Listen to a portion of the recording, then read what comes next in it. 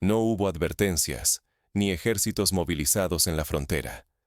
No hubo discursos encendidos, ni ultimátums televisados. Solo oro, discretamente intercambiado en oficinas anónimas de grandes ciudades y remotas capitales africanas.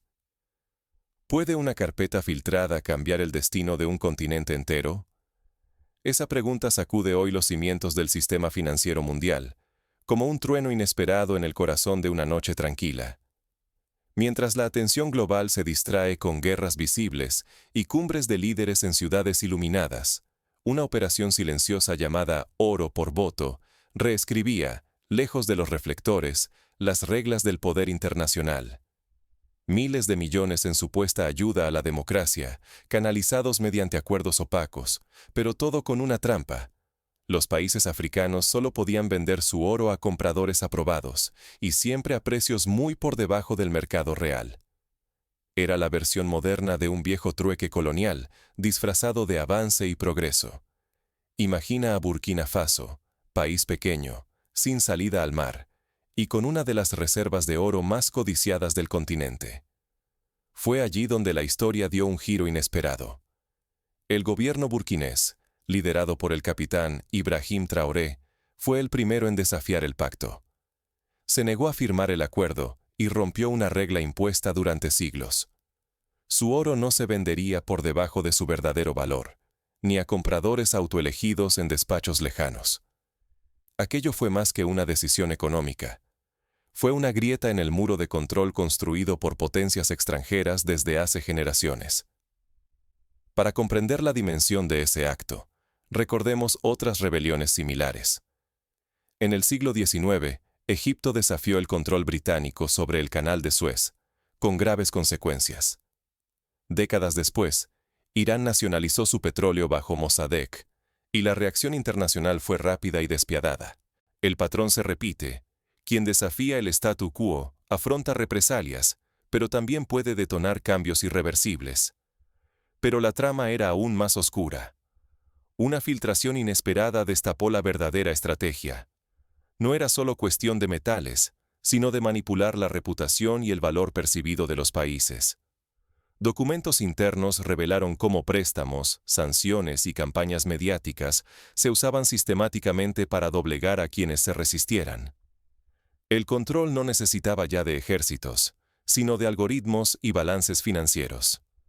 La reacción fue feroz y coordinada. Grandes editoriales internacionales tacharon inmediatamente al líder de Burkina Faso de dictador. Inversiones multimillonarias se congelaron de la noche a la mañana.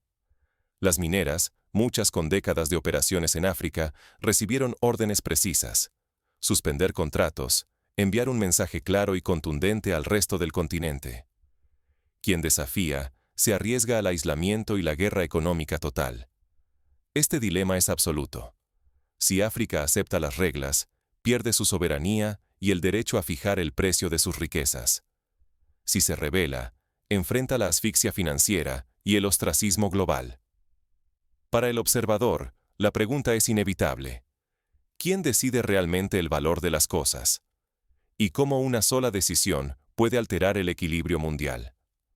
Para entender la magnitud de este pulso, y por qué el oro es mucho más que un metal para África, hay que mirar atrás y desenterrar el origen de esta batalla invisible. La historia de esta rebelión financiera no comenzó con Burkina Faso, sino décadas antes, cuando el oro africano comenzó a alimentar imperios extranjeros. Durante siglos, el oro africano ha cruzado océanos, llenando las arcas de reyes europeos, y más tarde de bancos de Londres y Nueva York. Piénsalo. Desde el siglo XVI, galeones repletos de oro partían desde las costas occidentales de África rumbo a Europa. ¿En qué se tradujo tanta riqueza para los pueblos africanos? La respuesta, muchas veces, fue más pobreza y dependencia. La explicación está en la historia. El oro africano siempre ha salido bajo condiciones impuestas desde fuera. Los grandes compradores, empresas mineras extranjeras y bancos occidentales han definido el valor, han fijado las reglas y han decidido quién se beneficia realmente. No importa cuánto oro se extraiga, las ganancias rara vez se quedan en casa. En Ghana, por ejemplo, durante la época colonial y poscolonial, Más del 90% de las utilidades generadas por la extracción de oro terminaba en manos de empresas británicas y, más tarde, de multinacionales canadienses y estadounidenses. Muchos creyeron que el colonialismo había terminado, pero el sistema solo mutó. Programas como Gold for Vote, presentados como ayuda y democracia, disfrazaban nuevas cadenas. Bajo esa iniciativa, los países africanos recibían préstamos y asistencia, pero a cambio debían vender su oro a precios impuestos por compradores occidentales, muy por debajo del valor real de mercado. Es el mismo principio que, en el siglo XX, permitió a empresas estadounidenses comprar café latinoamericano a precios irrisorios, usando préstamos condicionados y acuerdos bilaterales. No era cooperación, era control.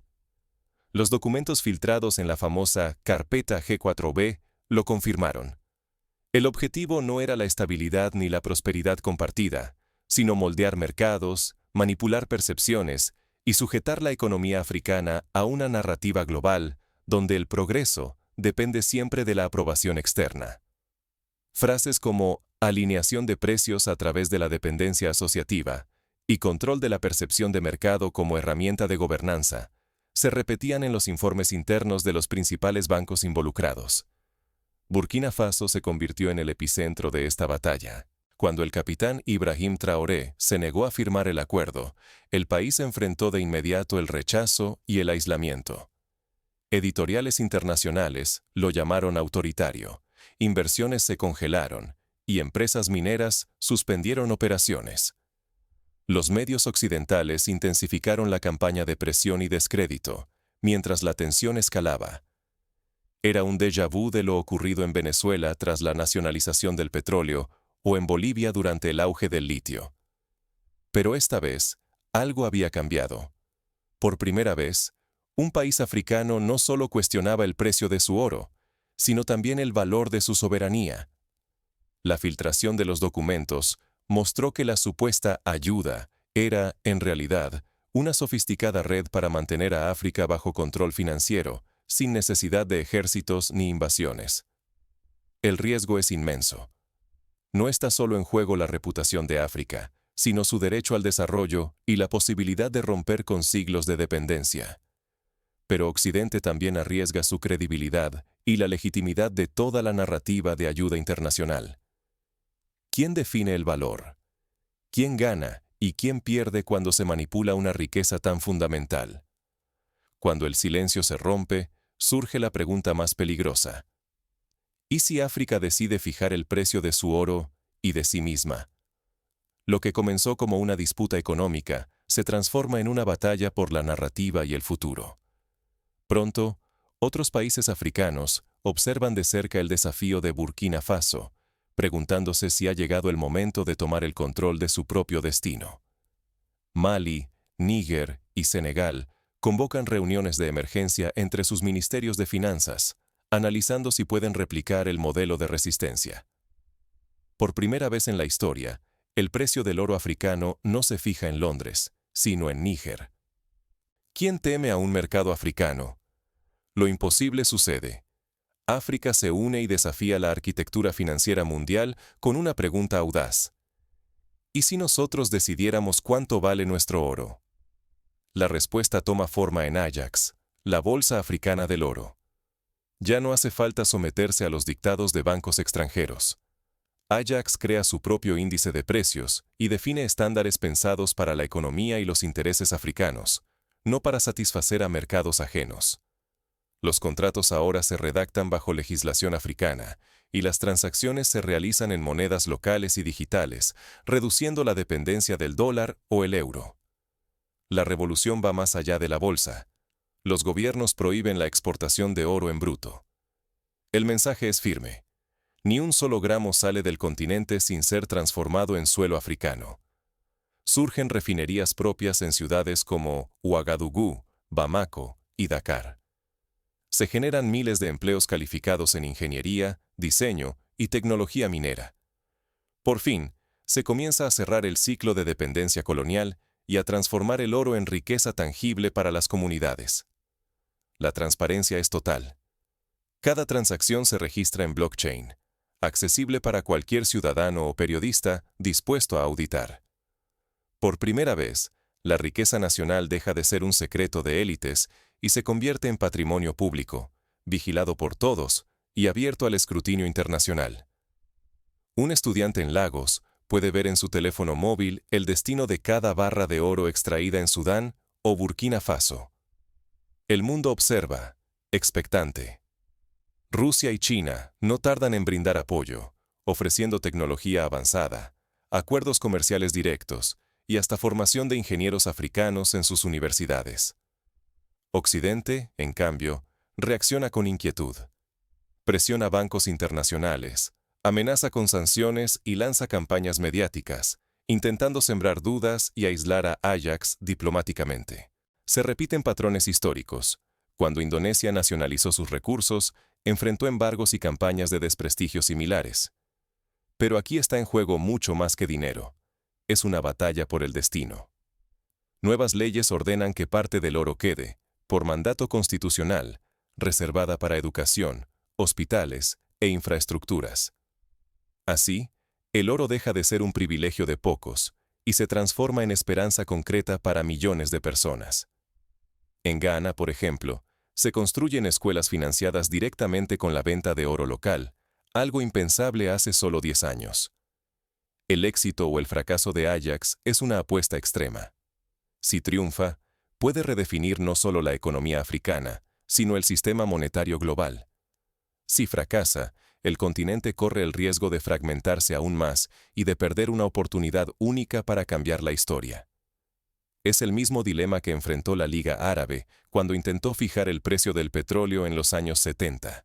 Triunfo o desintegración. Pero la historia nunca avanza en línea recta. El contraataque no tarda en llegar, y no viene solo desde el exterior. Las primeras grietas emergen desde dentro. Alianzas rotas, viejas élites incómodas y tensiones inesperadas amenazan con sabotear el sueño africano, incluso antes de consolidarse. En Costa de Marfil y Nigeria, sectores tradicionales del poder buscan negociar por separado, temiendo perder privilegios históricos. Cuando no pueden comprarte, intentan quebrarte. Así operan los viejos poderes. Si la compra de votos fracasa, vendrán la duda y la confusión. ¿Podrá la transparencia sobrevivir al veneno de la desinformación? La respuesta llegó como un golpe seco. Los guardianes de la estructura tradicional lanzaron el proyecto Ledger, una ofensiva digital de sabotaje, difamación y ataques cibernéticos.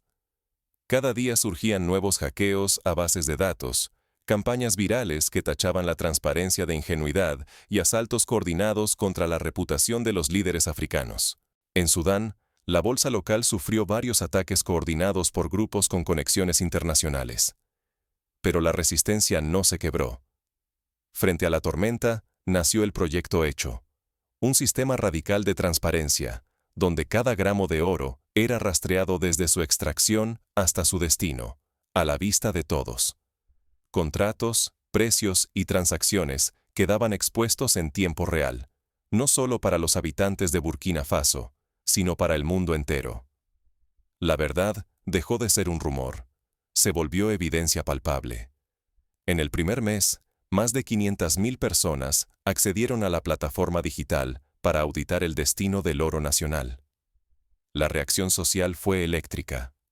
Jóvenes y movimientos ciudadanos de Senegal, Ghana, Nigeria y otros países comenzaron a exigir transparencia en el cacao, el coltán, el litio y hasta el agua. En cuestión de meses, surgieron redes continentales de autovalor y vigilancia, dispuestas a desafiar cada eslabón del viejo poder. En Congo, una plataforma similar rastrea el coltán, vital para la industria electrónica global. El efecto dominó fue imparable. El modelo africano inspiró a comunidades enteras, que ya no querían limitarse solo al oro. La autovaloración se expandió como una idea contagiosa. El precio no lo decidirían las bolsas extranjeras, sino las propias manos que extraían la riqueza. Ciudades como Bamako, Accra y Niamey organizaron festivales y foros públicos para debatir cómo valorar y distribuir los beneficios de sus riquezas. Así nació una nueva filosofía, la del autovalor africano. Ya no se trataba únicamente de recursos, sino de definir el valor en sus propios términos. La riqueza se transformó en memoria, en dignidad colectiva, en la capacidad inédita de decidir el precio del presente y del futuro. Es un eco de movimientos como el buen vivir en América Latina, donde la riqueza se mide en bienestar y no solo en cifras macroeconómicas. La reacción internacional fue tan rápida como hostil. Gobiernos occidentales y conglomerados financieros respondieron con sanciones, presiones diplomáticas e incluso campañas psicológicas que buscaban sembrar miedo y dudas sobre el modelo africano. Intentaron aislar a los pioneros, pero la verdad viajaba más rápido que la censura. En las redes sociales africanas, hashtags como valor propio y oro para el pueblo se volvieron tendencia. Ahora, la apuesta era mayor. Estaba en juego la confianza social, la memoria histórica y la soberanía frente a la manipulación global. Lo que empezó como la defensa del oro se había convertido en una batalla por la identidad y la autodeterminación. Es una lucha que recuerda a la campaña de India por la sal bajo Gandhi. No es solo el recurso, es lo que simboliza. La defensa del oro africano trascendía la economía. Era un acto de memoria, de dignidad y de rebelión contra siglos de tutelaje. El valor, por fin, estaba en manos de quienes lo vivían y lo creaban. Pero esta revolución apenas comienza. ¿Qué sucede cuando el viejo poder ya no puede dictar el precio del futuro africano? No basta con poseer el oro. Es imprescindible custodiar el relato que lo rodea. ¿Puede una bóveda convertirse en la memoria viva de un pueblo? La iniciativa de la bóveda propone mucho más que una simple cámara acorazada. Imagina un espacio que es, a la vez, museo y archivo. Allí, cada lingote lleva inscrito el nombre de su comunidad, el año de su extracción y un proverbio local, encapsulando siglos de sabiduría colectiva. Esto es similar a la tradición japonesa de asignar nombres y leyendas a espadas ancestrales, convirtiendo cada objeto en un testimonio de identidad. Aquí, la vigilancia deja de ser privilegio de unos pocos. El gobierno comparte la custodia con organizaciones civiles, auditorías internacionales y, lo más audaz, un consejo juvenil encargado de velar por el acceso y la transparencia. La supervisión se transforma en participación activa y corresponsabilidad. En cada localidad, asambleas ciudadanas votan sobre el destino de los fondos provenientes del oro. La democratización del oro se convierte en una revolución tecnológica. Gracias a aplicaciones móviles creadas localmente, cualquier ciudadano puede consultar el valor actualizado de cada barra, seguir su historia e incluso intervenir en las decisiones sobre su uso comunitario. Por primera vez, el oro deja de ser una cifra abstracta en balances extranjeros y se convierte en motor de autoestima local. Un agricultor en las afueras de Bamako puede proponer en línea que parte del oro financie un nuevo pozo de agua. Ahora, el oro no es propiedad distante ni moneda oculta. Es orgullo tangible, elemento de cohesión y símbolo de soberanía.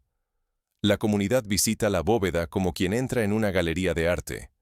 Reconoce su historia y comprueba cómo la riqueza material puede alimentar la dignidad colectiva. Los lingotes se exhiben junto a fotografías y relatos de los mineros y artesanos que los extrajeron. El impacto se expande más allá de las fronteras. Inspirados por este modelo, países de América Latina y Asia exploran formas de autovalorar no solo sus minerales, sino también sus recursos intelectuales, desde patentes hasta tradiciones. La pregunta ya no es quién posee el recurso, sino quién cuenta su historia y le da significado. En Bolivia, por ejemplo, comunidades indígenas comienzan a registrar la procedencia de la quinoa en bases de datos abiertas. Pero los riesgos son inmensos. La identidad y la autoestima colectiva están en juego. Si África logra proteger su memoria y transformar el oro en significado, el mundo podría presenciar el nacimiento de una nueva era de soberanía, donde la riqueza se mida no solo en toneladas, sino en relatos compartidos. La historia llega a un punto de inflexión. ¿Será este el inicio de una independencia auténtica o solo el preludio de nuevos desafíos globales? El desenlace aún no está escrito, pero el proceso ya ha trascendido las fronteras africanas. La bóveda es mucho más que un refugio. Es un acto de rebeldía y un desafío a la narrativa global. Pero, ¿qué sucede cuando el mundo comienza a mirar hacia África en busca de respuestas? En foros internacionales, delegaciones de Asia y América Latina solicitan asesoría africana para implementar sistemas similares de autovaloración y transparencia. Si tú decides cuánto vales, nadie podrá arrebatarte ese poder. Pero, ¿alguna vez te preguntaste quién ha puesto precio a tu futuro hasta hoy? Durante siglos, África fue un tablero donde otros movieron piezas, negociando oro, minerales y tecnología, mientras el derecho a decidir siempre quedaba fuera de la mesa. Todo parecía intercambiable, menos la dignidad de fijar el valor propio. Es la misma lógica que permitió a Europa fijar el precio de las especias asiáticas durante la época de la Ruta de la Seda. Hoy, por primera vez en la historia reciente, las reglas cambian. No fue una invasión, ni una revuelta armada, sino una revolución escrita con oro africano y tecnología nacida en el continente. Una declaración silenciosa, pero contundente. La verdadera soberanía comienza cuando te atreves a poner tu propio precio. El ejemplo de Burkina Faso resuena en aulas universitarias, asambleas populares y gabinetes ministeriales de todo el sur global. El riesgo más grande no es perder recursos. El verdadero peligro es seguir creyendo que nuestro valor lo define el mercado, la historia, o peor aún, extraños que nunca han sentido el polvo de nuestras calles ni soñado nuestros sueños. La revolución del autovalor es, sobre todo, una revolución de la conciencia. En Burkina Faso, rechazar acuerdos injustos fue una ruptura que resonó más allá de África. Se demostró que el precio del oro no lo dicta una bolsa en Nueva York, ni una cláusula oculta, sino la dignidad de quienes desafían el orden impuesto. Es un acto comparable al de los movimientos de derechos civiles en Estados Unidos, donde el valor de una vida dejó de medirse por leyes externas y comenzó a definirse desde la comunidad. La transparencia radical se ha convertido en el arma más poderosa de este siglo. Cada documento filtrado, cada verdad expuesta en voz alta, recuerda que el control no se sostiene con fuerza, sino con consentimiento. Y el consentimiento comienza al reconocer nuestro propio valor. Cuando la información es pública, el poder se distribuye.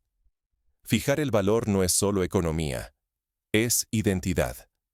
Si permitimos que otros decidan cuánto valemos, también entregamos la llave de nuestra historia y de nuestro futuro. Es el mismo principio que inspiró a los movimientos feministas a redefinir su papel en la economía global.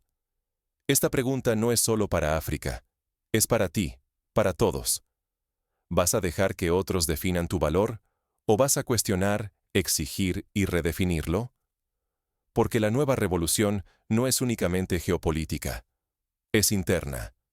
Nace el día en que decides no aceptar que te digan cuánto vales. Y ese día, nadie podrá negociar tu destino en tu nombre. La historia, por fin, se escribe desde dentro.